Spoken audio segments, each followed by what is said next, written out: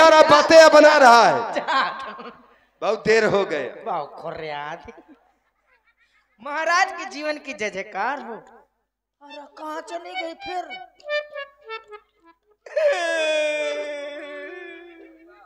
तुम्हारे दोनों हाथ कहेंगे। अरे रे दोनों हाथ चली गई महाराज। मैं तो घबरा गया था। लुका गए ले। महाराज बड़ा ही शुभ समाचार है। क्या समाचार? आप सुनेंगे तो खुशी के मारे प्रफुल्लित हो पड़ेंगे, गदगद हो जाएंगे और प्रसन्न हो जाएंगे ज्यादा। कौन सा ऐसा समाचार है बताओ? अरे मेरी सुनिए सुनिए सुनिए सुनिए, वो मेरी सुनिए महाराज द्वारा ऋषिराज। सुनिए महाराज द्वारा ऋषिराज, होती क्या आज्ञा सरकार आपकी, महाराज आपकी, श्रीमान आपकी। मेरी सुनिए महाराज द्वारा ऋषिराज।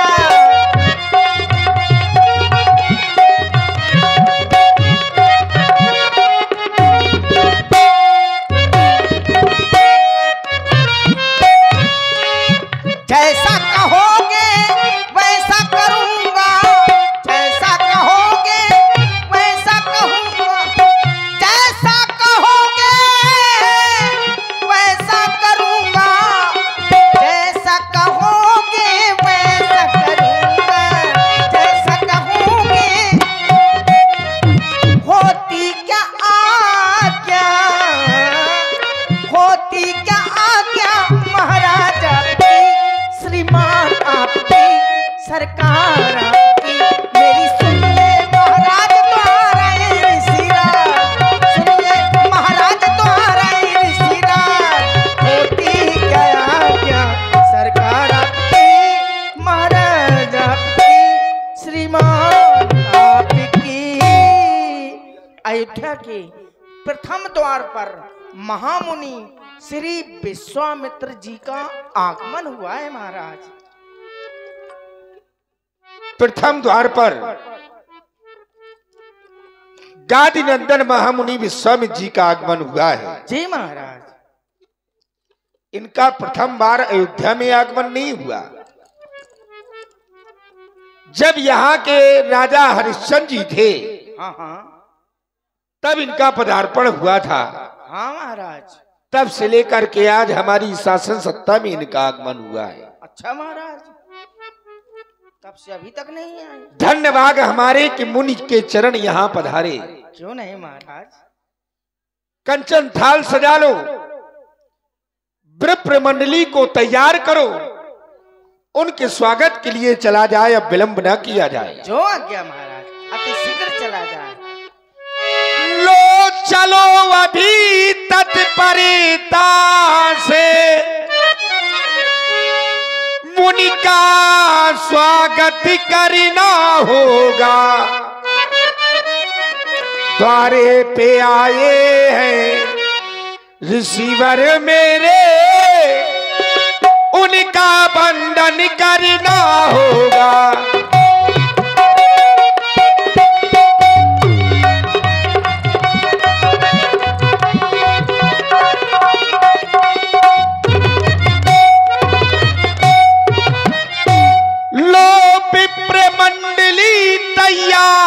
करो वो कंचन थाल सजा लो तुम, दर्शन के उनके अब पा करके, अब जीवन सफल बना ले हम।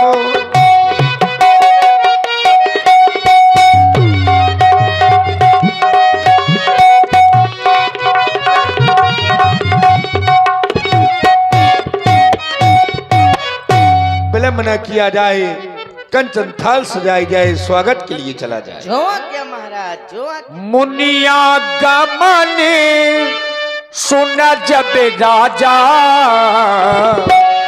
मिलन गया बोले विप्र समाजा, मिलन मिलन गया भूले विप्र समाजा करितांड बत मुने सन्मानी निज आसन बैठा दिनु आनी।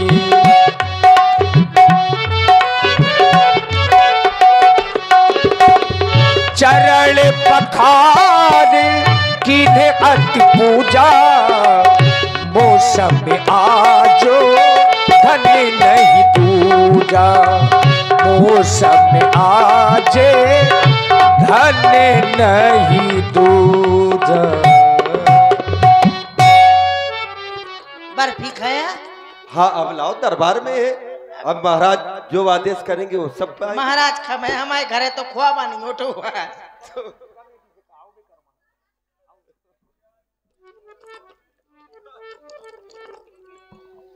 आज वो नदियां धन्य हो गई, आज वो भूमि धन्य हो गई, आज वो पहाड़ धन्य हो गए जहां से चल करके आप आए हैं देवता। जब जब भी आपका आगमन इस अयोध्या में हुआ है तो कोई ना कोई कारण लेकर के ही हुआ है, और आज भी आप आए हैं तो कोई ना कोई कारण लेकर के ही आए होंगे। इस संसार में आज मुझसे बड़ा धन्य कोई नहीं है। जितना बड़ा धन आज मैं हो गया तो संसार में कोई नहीं हो सकता। आपका आगमन कारण सहित हुआ है तो जानना चाहता हूं, कहीं कारण आगमन तुम्हारा कहूं सो करत न लावहु बारा। कहिए कहिए देवता, आज आपका आगमन अयोध्या में हुआ है तो कौन सा कारण लेकर के हुआ है? उस कार्य को करने में मैं किंचित मात्र की देरी नहीं करूंगा। कहीं भगवान कहीं।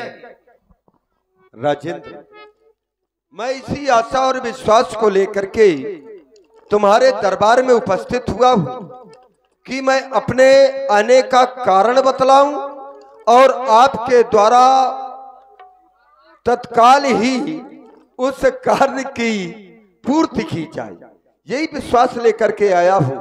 और आप कह भी रहे हैं कि कहूं सो करत न लावों बारा, मैं क्षण मात्र की भी देरी नहीं करूंगा।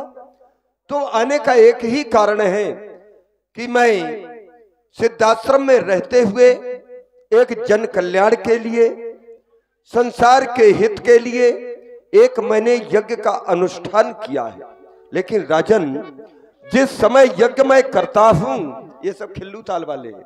हाँ अच्छा, हाँ, कुछ होते हैं ना। तो क्या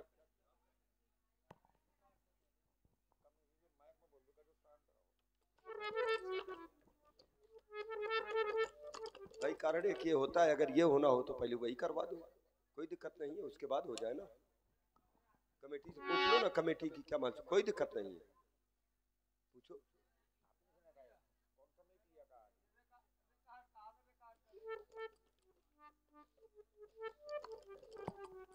राजन, जिस समय यज्ञ मैं करता हूं तो दुख निश्चर मुझको देते हैं। पूजन सामग्री हवन यज्ञ सब नष्ट भ्रष्ट कर देते हैं। यज्ञ की यदि उनसे युद्ध करें तो यज्ञकार सब खंडित है, क्योंकि मैंने एक प्रतिज्ञा की है, अहिंसा परमो धर्मः। मैं अपने करों में, अपने हाथों में किसी भी प्रकार का अस्त्र और शस्त्र ग्रहण नहीं करूंगा। मैंने इस सिद्धांत को अपनाया है, इसलिए धनुहा ले न लड़ूंगा मैं, ये भी प्रण मेरा निश्चित है। असुरों के अत्याचारों से अकुलाया हूं, घबराया मैं, और रक्षा सहायता दो चीजें लेने तुझसे आया हूं मैं। जानना चाहते हो वो दो वस्तुएं कौन सी है? अनुज समेत देव और रघुनाथा तो निश्चर बद मैं होप सनाथा। देव भूप मन हर्षित तजहु मोह अज्ञान धर्म सुजस प्रभु तुम कहा और उनका अति कल्याण। सुनी राजा अति अप्रिय बानी, हृदय कंप मुख दुति को मेलानी।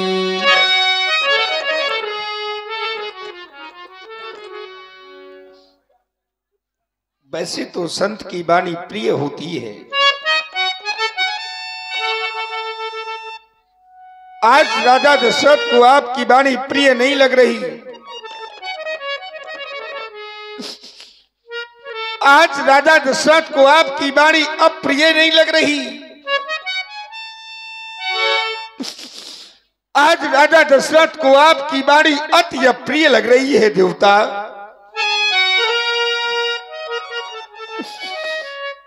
आप कह रहे हैं कि राजा दशरथ अनुज समेत देव रघुनाथा, मैं अपने राम और लक्ष्मण आपको दे दूं, वो भी उन राक्षसों से युद्ध करने के लिए? नहीं नहीं भगवान नहीं। अरे इस संसार में कौन सा ऐसा कठोर हृदय वाला पिता होगा जिसको चौथेपन में पुत्र मिले और उनको एक संत मांगने आ जाए, वो भी राक्षसों से युद्ध करने के लिए? कौन सा ऐसा कठोर हृदय वाला पिता होगा जो अपने पुत्रों को दे देगा? नहीं भगवान, आपने जो ये वचन बोले, ये वचन आपने विचार करके नहीं कहे। चौथे पन पाया सुतचारी, लेकिन विप्र वचन नहीं कहे बिचारी। आपने वचन विचार करके नहीं कहे देवता, विचार करके नहीं कहे।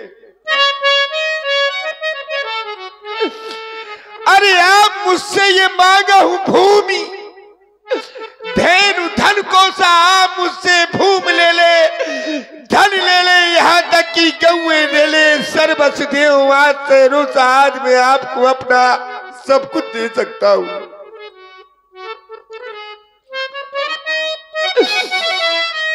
इस संसार में हर मानव प्राणी को अपने शरीर और अपने प्राणों से ज्यादा प्रिय कुछ नहीं होता,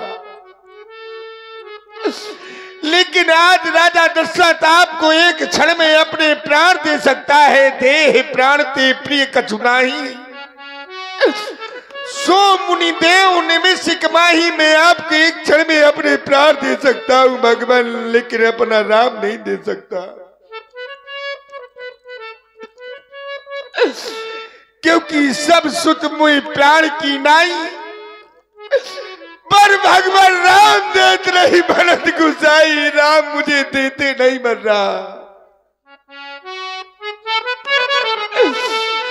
राम मुझे देते नहीं मर रहा, भगवान देते नहीं मर रहा। आपके श्री चरणों में एक निवेदन करना चाहता हूं, मेरा निवेदन स्वीकार कर ले भगवान, स्वीकार कर ले। राम लक्ष्मण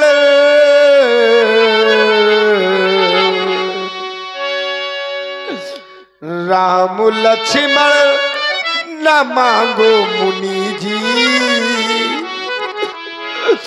राम लक्ष्मण न मांगो मुनि जी, लालू देने के काबिल नहीं है।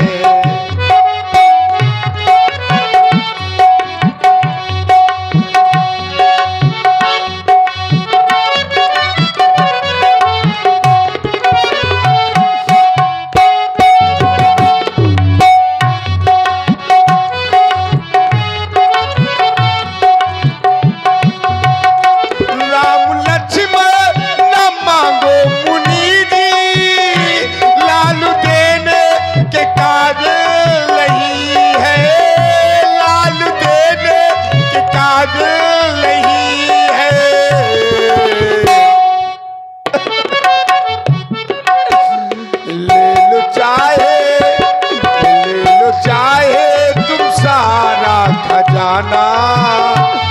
लो चाहे तुम सारा खजाना, राम देने का दिल नहीं है।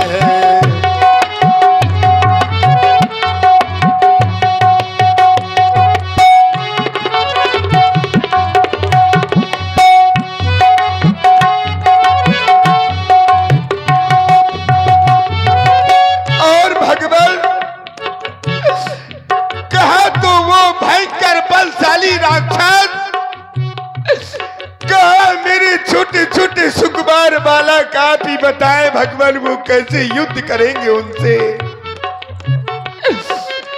कहा निश्चर अति घोर कठोरा,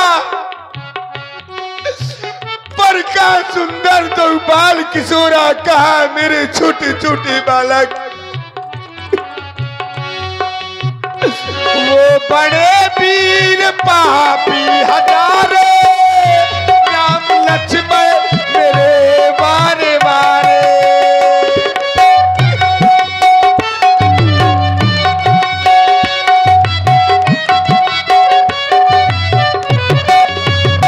वो बड़े वीर पापी हजारे, राम लक्ष्मण मेरे बारे बारे, राम लक्ष्मण मेरे बारे बारे।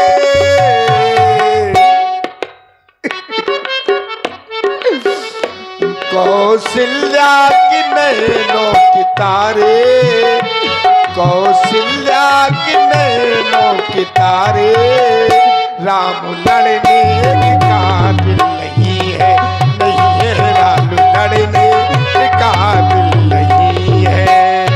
राम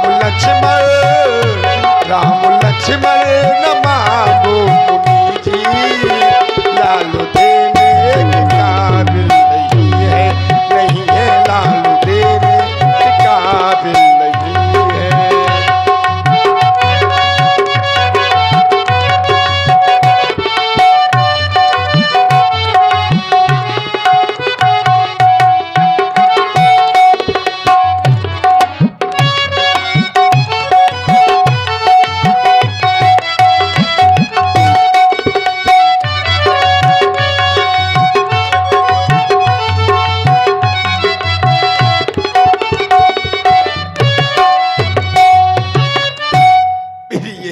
इसको स्वीकारे देवता। और आप हैं भाई श्री अंशु बाबा खड़े ही लोधन से और श्री संतोष विश्वकर्मा जी दामूपुरवा से, आप दोनों मित्रों की ओर से 51 पुष्प मुद्राएं श्री दशरथ जी और बाबा विश्वामित्र जी के चरणों में समर्पित हैं। और आप हैं अजीत लंबरदार खड़े ही लोधन, 21 मुद्राएं आपकी ओर से भी धन्यवाद। राजेंद्र, तुम ये सब कुछ कहने के पहले तुम्हें ये सोचना चाहिए कि हमारा जन्म किस वंश में हुआ है, उसके बाद ही आगे कुछ तुम्हें वक्तव्य करना चाहिए। तुम उस वंश के हो और रघुकुल रीति सदा चल आई, और प्राण जाहि बर बचन न जाए। बचनों की रक्षा के लिए प्राणों का न्यौछावर करने वाले कभी तुम्हारे वंश के रोए नहीं है, जैसा तुम अश्रुपात कर रहे हो। तुम जैसा अश्रुपात करके ये कह रहे हो कि नहीं मैं अपने पुत्रों को नहीं दूंगा। जानते हो सत्यवादी के लिए ये 6 वस्तुएं ये एक तिनके के समान हुआ करती हैं। अगर सत्यवादी है, 6 वस्तुएं। तन कहते हैं शरीर को, ती कहते हैं पत्नी को, शरीर पत्नी, तने कहते हैं पुत्र को, धाम भवन, धन संपत्ति, और धरणी ये पृथ्वी। सत्य संध कहूं तृण समवर्णी। सत्यवादी के लिए इनका त्याग, अगर वो अपने वचनों का पालन करने वाला है तो जरा भी मोह नहीं करना चाहिए, तिनके की तरह त्याग कर देना चाहिए।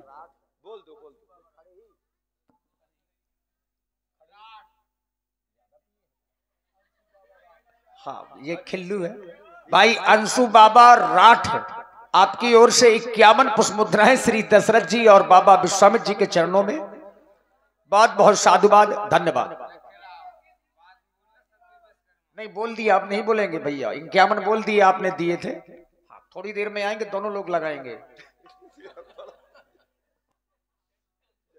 चलो ये भी होने चाहिए। राजेंद्र, दशरथ तुझ जैसे ज्ञानी को इतनी बच्चों की ममता है, जा चुकी जवानी दीवानी, फिर भी माया में भ्रमता है उपकार संत का करने में। इतनी बातें, इतनी उलझन। मैं यदि तुम्हारे कुमारों को यदि ले भी जा रहा था तो क्या अपने निज कार्य के लिए ले जा रहा था? उसमें तो संसार का हित छुपा हुआ है। अरे मेरी यज्ञ की रक्षा होती, मैं यज्ञ संपन्न कर लेता। जब यज्ञ संपन्न होती है जहां पर, वहां देवता प्रसन्न होते हैं, देवता जल का वर्षण करते हैं, जनमानस को जल की प्राप्ति होती है, धन धान्य की वृद्धि होती है, सुख समृद्धि आती है। मैं तो संसार के कल्याण के लिए, और तुम पुत्र नहीं देना चाहते केवल निज स्वार्थ के लिए। तो तुम तो एक स्वार्थी हो और हम परमार्थी हैं। तो देवता उनको कुछ दिन को देने में